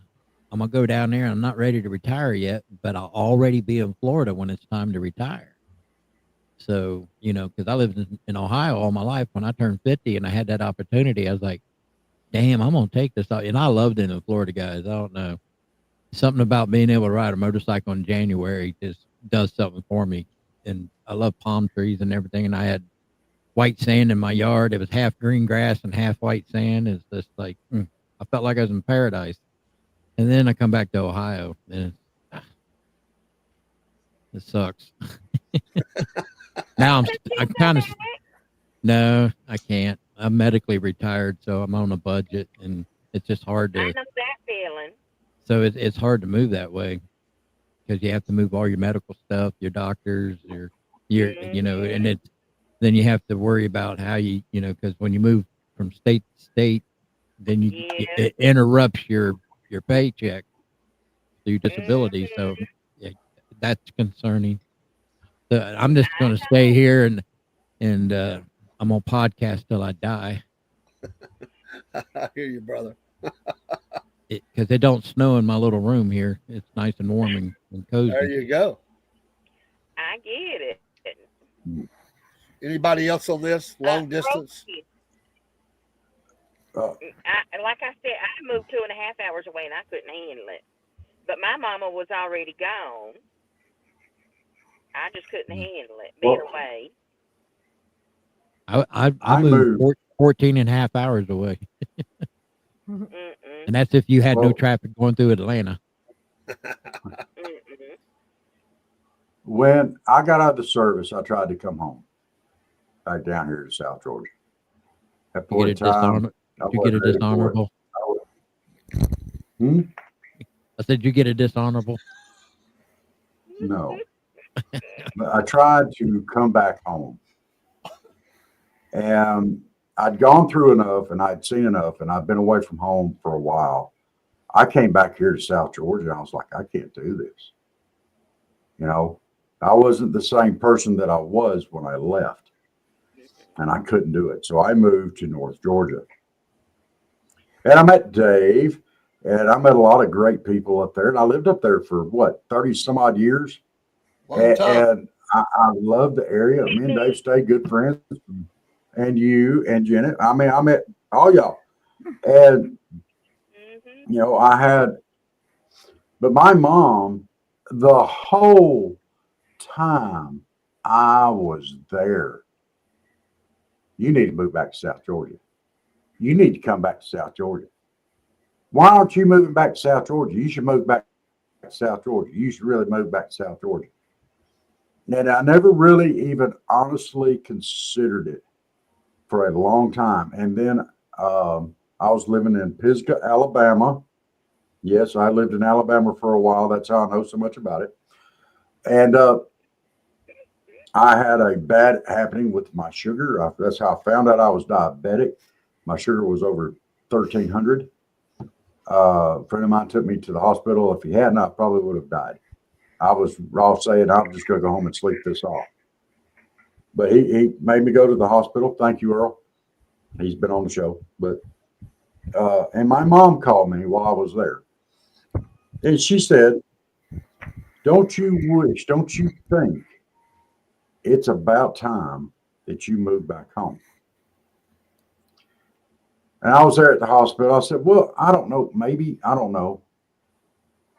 And then the next day she said, look, we'll set you up a place. You just move back down here. It's just take care of it. You just move back. I said, I will really think about it. And the next morning I got a call from my uncle that my mom had passed away.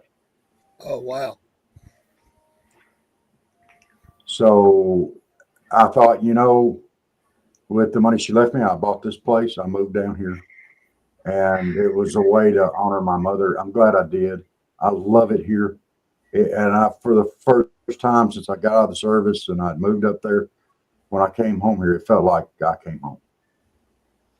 And, it's a lot of honor for my mother. You can still honor your mother and your father even after they're gone. So what I hadn't heard from Robin in a while. One day he calls me and he said something about, he's talking a mile a minute. And he says something about being in Alabama. And I said, what? You're in Alabama? I thought I heard him wrong. Like, what the heck? How did you end up in Alabama? Up here, they don't call it Alabama. Do what? They don't call it Alabama up here. They say Bama. Bama. You from Bama? From Bama. You want them Bama boys? I worked with a mechanic that was from Alabama, and I actually said, "So you're from Alabama?" He said, "No, son, I'm from Bama." I said, "Oh," so we said Bama ever since. He was dead serious about it. Let's do one last one. So, Mama, you bring the potential person you're going to be with for a long, long time. But you bring them home, but they don't have what Mama thinks is a good job. like they say they're an artist, or they're they play music, or they're in stuff Drug dealer. that doesn't seem like a regular paycheck. So what do you say to mama when they go, are they going to be able to feed you, keep food on the table? Or are you going to have to do it all? Well, my mom always thought that the man should provide, and my ex didn't have to work. So I don't know how my mama liked her staying home and raising the children like they should be. But what if you had been that guitar player? And her mama says, that James guy, he's a nice guy, but I just don't think he's going to be able to give you a proper living. Yeah, I don't think podcasting is going to put food on the table for you. You're damn right it won't. Well, I can tell you this. Her family was scared of me for like 5 years. First 5 years. Because I always wondered why nobody would hardly talk to me. We'd go to family functions. And it's because of where I grew up. And then, and she lived like 2 towns over where she grew up. It's a much nicer, smaller, very religious area. And so, and where I grew up, it isn't. You just lucky you don't get shot or go to prison. You know what I mean? That's a good thing. So you're successful if you don't have neither one of those things in your life. So they were afraid of me. They thought if they talked to me that I would like be violent or something. And I was like, really? Because I guess all the time she'd tell me all the time, yeah, they can't figure out why I'm with you. And I said, what are you talking about? You ain't even got to work or nothing. What the hell? I'm taking care of everything. That's not the point. They think that you might beat on me or something because of where you grew up. He's a killer. Yeah. Oh, exactly.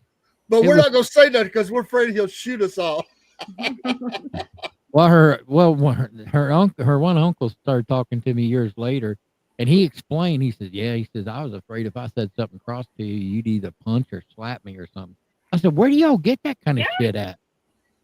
Jesus Christ! He said, "Well, and I guess before me and her got together, because she lived next street over from me, and she would tell them all the stories about the bad area in Springfield. And they kept trying to get her to move back home and stuff. And I was from that very same area that she used to tell them how bad it was. So they just figured I was part of the problem. It's like, my God, she brought home some dude from that area. Brought home a criminal. She brought home a criminal. They're looking for the ankle monitor. Yeah, exactly. Be like I walk in the door and they pat me down. They pat me down looking for a gun, making sure I ain't strapped when I go in there. And I always thought it was funny that they said, well, we're going to pray and we're going to pray for you right now. What the hell y'all praying for me for? What'd I do? Like, oh my God, it ain't like I'm some drug dealer or something and paying bills from my drug money. I had an actual job. I was a mechanic. So yeah, You should have had. Oh, dude, you missed the greatest opportunity there. In my experience, when I've had not with that exact situation, but something similar, I have fun with it. Okay, you'd be like, well, I'm a mechanic. They bring their car into me. I hide the drugs in the car and I send them on their way, or I hide the body in the car and I send them on the way, or it pays really well. Well, yeah, he could have said, I'm the mechanic for the cartel. You got somebody you need to get rid of. I was young. I was really young. That would have been horrible. It's just like, I was trying to be very respectful because, they'd stop and pray for every little thing. And I was like, oh my God, what? You know what I mean? It's just like, and it's like all the women wore dresses or skirts and they always almost down to the ankles and stuff. I was like, and then, but my woman, she wasn't nowhere. She was religious, but she wasn't nothing like them. I think I get it why she moved away from there. Oh, we're gonna pray that devil out of him. Oh yeah. Just the Oh, one day I perfect walked in there scenario. and one day I walked in there and one of her uncles, he like laid his hand on my shoulder and just started praying for me. I'm like, am I sick or something? They see something I don't know. What the hell's going on here? And it was so hilarious.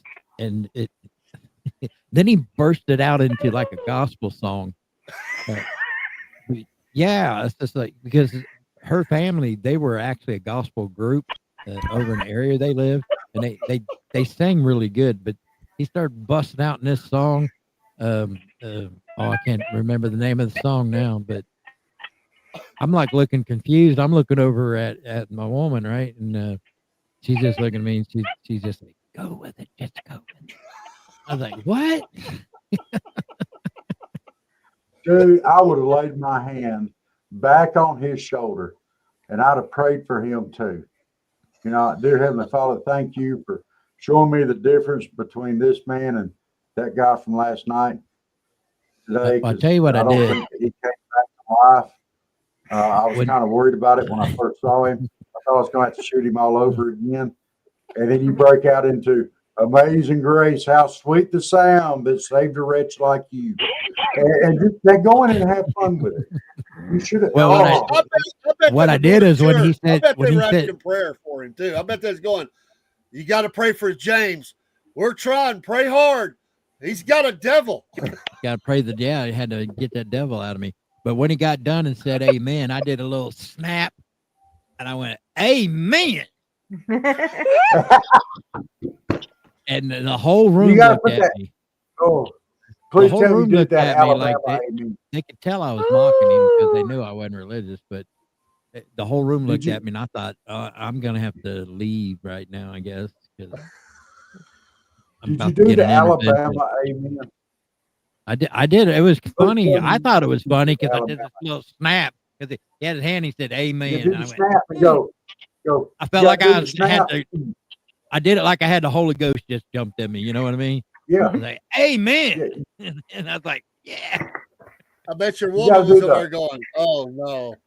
Oh, she Good thing did. She You just do that looked at snap, and you me, and start from your lower she from had your a thing lower about intestines talking and let it to me build without up. saying a word. You'd have to read her lips, and then she was like, "What are you doing? What are you doing?" And, you know, but she didn't say a word. You could just read her lips. She did that to me all the time over Yeah, there. but if you She look start at down me and low, shake get her that head, proper. and you can see her, and she go like, "Stop it! Don't do that." Oh, Stop. this is great. You got to let it start low and let it build up through your stomach and your chest cavities and come out the throat to get that proper Alabama amen. What I You did know this, is right? 'Cause it what I goes, did is you start down here, you go, amen. You know, you got to get my, that big throaty amen out there like they do in Alabama. Uh, well, oh, if they do it I right didn't over in have much those, man, you experience can on hear how to say it before that. But one day one of her she had like five uncles and the one uncles and five uncles and two aunts. So her grandparents had a lot of kids. So he's asking me if I found my way to Jesus yet, and I said, yeah. I said, not much so much Jesus, but baby Jesus, hell yeah. And once again, I was looking over at her, and she just going, "What are you doing? What are you doing?" now. Then There is one I get a comment that lecture. I've heard. It's like an hour, almost an hour drive, right, from the town back to home, and she'd give me the lecture all the way home about what I did wrong. And it's Mm. it's like, what did I do wrong? Hell, they're the one laying their hands on me and praying and shit. What the hell? I said, what am I supposed to The do? most amazing comeback I have ever heard to that. And just hit people out of the blue because my folks are bad about doing it too. We went to a family reunion over in Albany, Georgia. And one of the people there, it was his first time there, and they asked the guy, "Have you found Jesus?" And he looked them dead in the eye and said, "Found him? Hell, I didn't know he was lost." And oh my gosh, the room went dead quiet. And I walked over to him. I said, "You are amazing," you know. And I talked to him later on, but I mean, it was the whole room went dead stone cold silent with a simple hell. I didn't know he was lost. I mean, and your amen, almost that a proper amen from Alabama has almost as many syllables as hell does when Elizabeth says it. Well, I did an Ohio amen. You know, what can I say? It was an Ohio amen. That's all right. We kind You of got know. off the rails here a little bit, didn't we, Dave? No, it's good. I just love this story because, I bet when y'all made that hour drive back, at some point when you weren't around, they were on the phone with her going, "You got to dump this guy. He's like a demon. I mean, what are you doing?"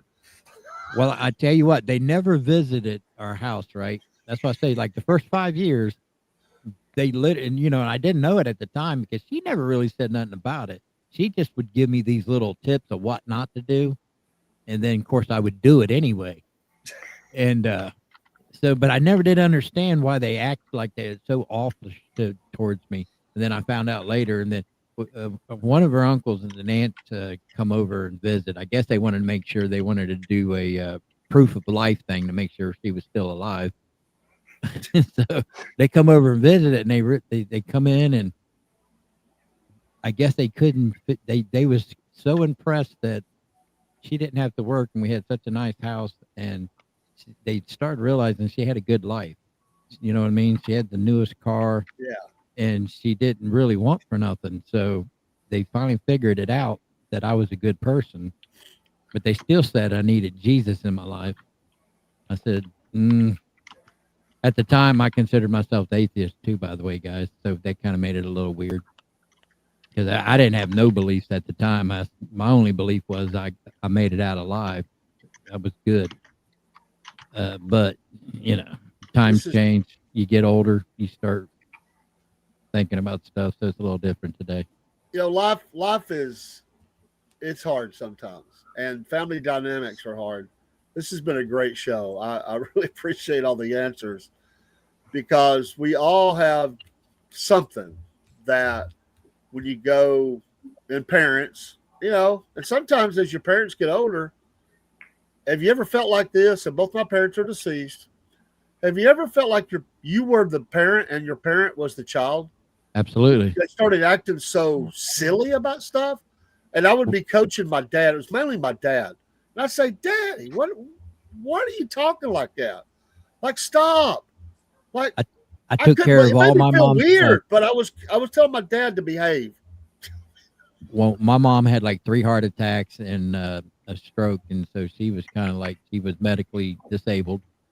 And from that point on, I took care of all of her bills and everything for her. And now I have older brothers. Now everybody thinks growing up, everybody thought I was the oldest one because I never played around. I never got in trouble.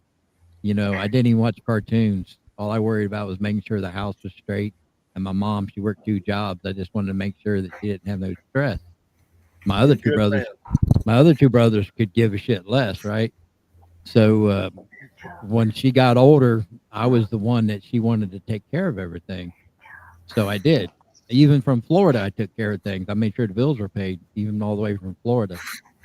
And then they got so mad because she had a life insurance policy and everything, and she had a house. And so she left me in control of everything when she passed away. And that made my other brothers so mad. But I took care of everything. So, it is what it is. I love it. Did you see him? Now, what's the name of your cat, Jen? That's Sunshine. I'm still learning their names. There's a lot of pussy in this room. That's crazy. I know. I'm going to hell. I got the fattest one. That's for God to decide. We don't have cats around here. Remember, I'm in Springfield, Ohio. Yeah, we have no stray cats, no nothing. Seriously, we don't. What's the name of this one? I'll tell you what. They'd go by if they ever went by Jenneth's house. They'd be screaming buffet, buffet. All you can eat. Absolutely, they would. Alex. He's my almost 15-pound one. I don't think I've seen Alex much. So no, he don't usually come around much. He's a ninny baby. He's my baby oldest, but he's the ninny baby.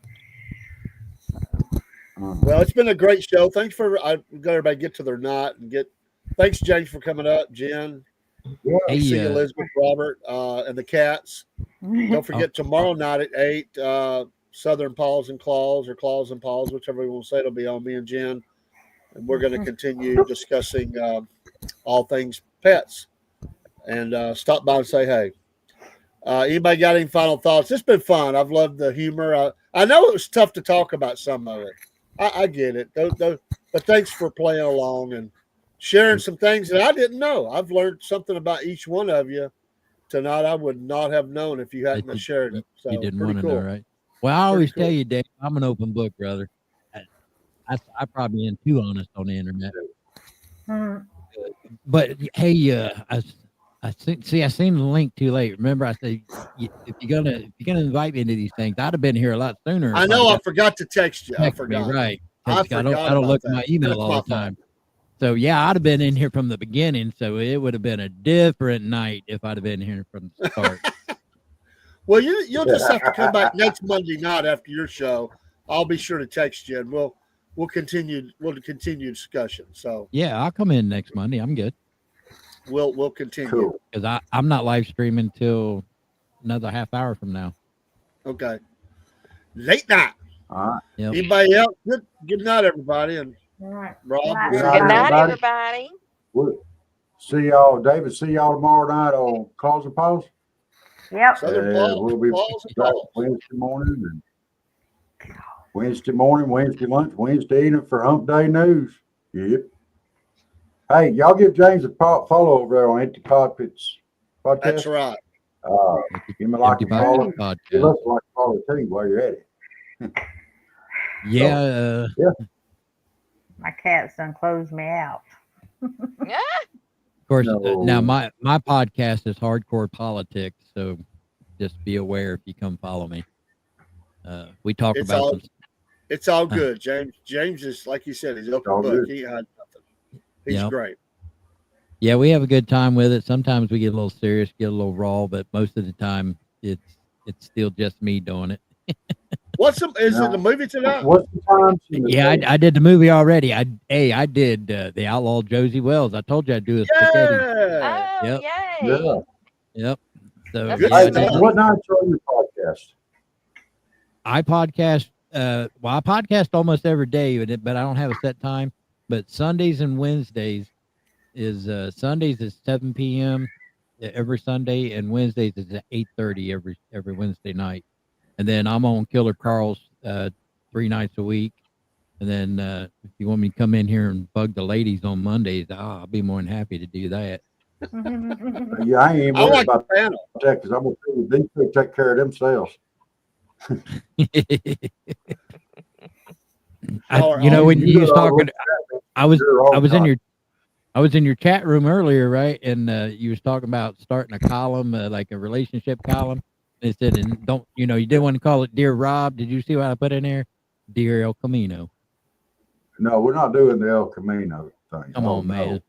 No. Get a hold of your sensitive side. Dating advice column. Get a hold of your sensitive side, Rob.